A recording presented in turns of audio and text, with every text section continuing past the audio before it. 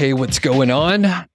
Today, I'm going to catch up quickly with my buddy Alex from Odys Global. And we're going to talk about age domains, why they're useful, how you might be able to acquire one, and some of the benefits for using an age domain. So Alex, thanks for joining me today. Can you give us a little background about who you are and what you do? Thanks for having me, Doug. I'm the founder and CEO of Odys Global, been in business for as long as I remember, being in the internet marketing business, so to speak. The marketplace itself is around 10 years old, at least, as a concept of, selling domain names online. We have a platform which is available at Odys.global, and we can help you secure great age domains directly, provide all the assistance required without going through a complicated process like GoDaddy auctions or taking on the risk yourself. Right. And that's one of the things with an age domain is like all the things that an individual has to check. And if you're not an expert and you don't do it all the time, it's very easy to make a little mistake. Any of the verifications are fairly straightforward, but there are probably dozens of them that you might need to take a look at. Well, for the people that are uninitiated, what is an age domain and why is it valuable? Well, an age domain is just a domain. The only difference, it's been around for a very long period of time. Well, that long is still somehow relative because it could have belonged to a startup that is 2 years old, yet it managed to harness tremendous value by, via good marketing, harness links, or it can be 20 years old and achieve the exact same thing. So an age domain has been around for a while. A legitimate age domain has been around for a while, plus it managed to organically and legitimately harness a great backlink profile and be relevant to someone's business, which is just starting out. So there's two areas and we'll split it up. So we do have the backlinks and you'll get an SEO advantage. What can we expect from that advantage, right? So it has some backlinks and then we'll separate the second part of the question, which is some of the other intrinsic and branding value. But let's focus on the SEO. How quick can it rank? What should we expect if we get an age domain? If you're so intent plus age domain is sort of like matchmaking. So if you're able to find a really good domain that's relevant for whatever you have in mind, and you understand how to build it, let's start with a content website, right? You can get ranked really, really fast. If you're building on an age domain that has at least a couple of pages indexed, sometimes you publish content and it can rank in 24 hours. As soon as Google basically crawls and ranks it, right? Indexes it. In some other cases, if the domain has been around for a little bit and you're trying to more aggressively repurpose it, it can take longer. That's why the golden middle is to find a great name for your idea. Try to keep it niched down to, the former topicality without, deviating a lot. That will get you the fastest rankings. Does Google treat these domains pretty fairly? Is there anything that people should look out for? Well, Google treats any age domain. So there are two types of domain. Is it expired? Meaning, does it serve like it's for sale landing page which Google has indexed? In which case, Google understands that they're out of business. They're no longer in business and they might treat it differently. If you quickly launch a website, which is somehow relevant to the former website, they can view it, well, it was down, maybe the hosting expired, but it's back up. All the trust signals are in place, so they're good to go. If you end up, completely repositioning the content and use it for something else, well, you should better have a great marketing budget because Google will need much more effort to understand what the website is about. Take, for instance, TransferWise, the big payments company, rebranded to Wise.com. Wise.com was a domain related to an antivirus company. It wasn't even related to payments.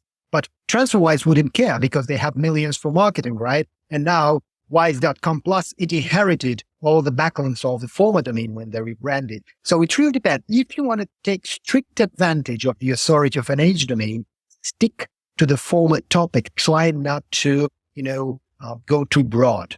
If you have a larger marketing budget, bigger marketing budget, then you can probably go into topics that are somehow stretched from, let's say, the domain name or the original topic, and it will still work just with little more extra effort.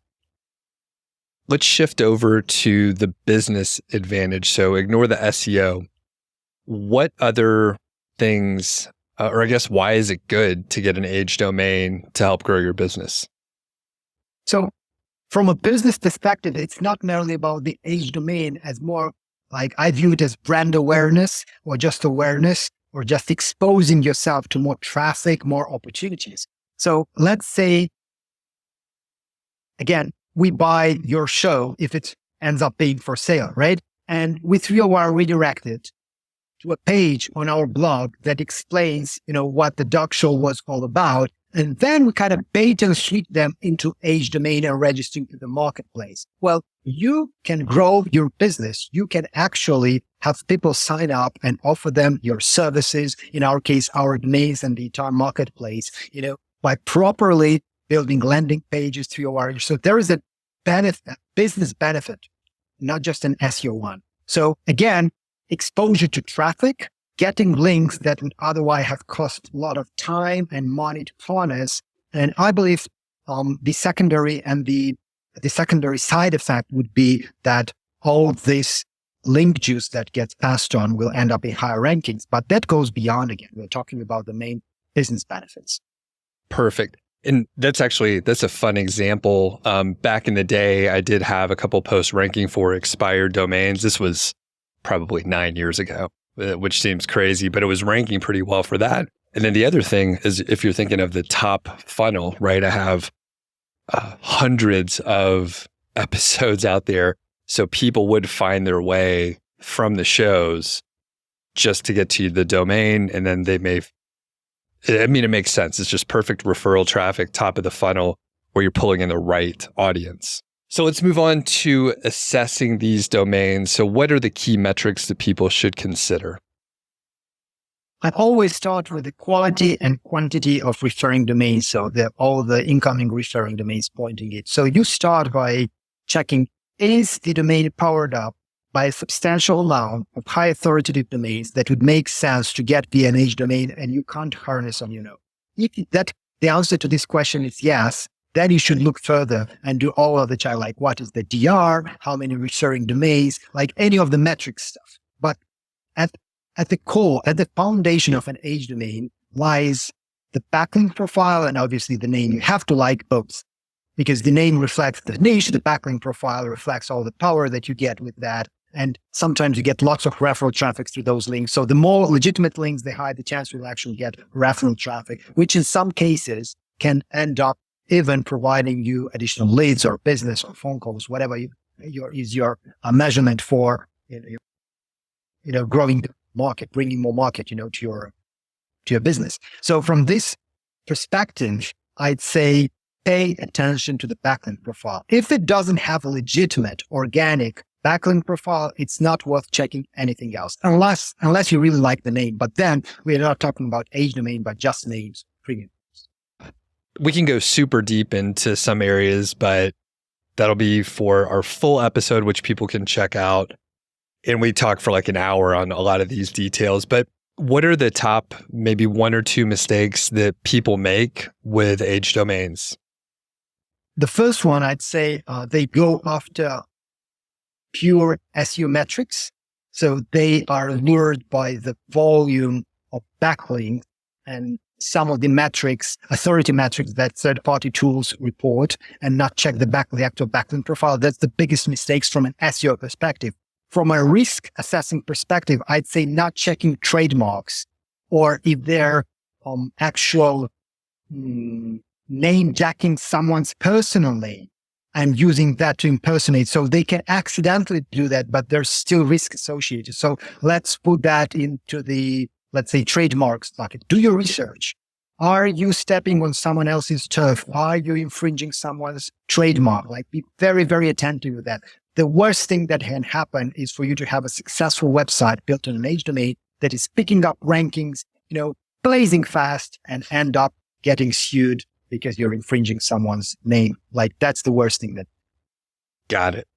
So like I said, if people dig this conversation and you want to go deeper, we have a full interview where we talk for over an hour. But in the short term, right now, where should people find you? Where can they go to learn more and check out the Odys Marketplace? The Odys Marketplace is available at Odys.global. You can request actions, mention you've heard about it from this podcast or Doug Cunnington. That will expedite the approval process. And then once in, you have access to all our H domain inventory.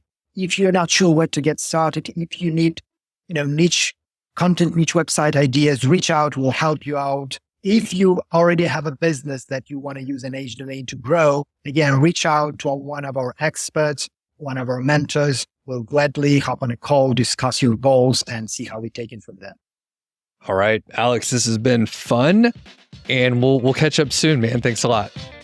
Cheers, Doug. Thank you for having me.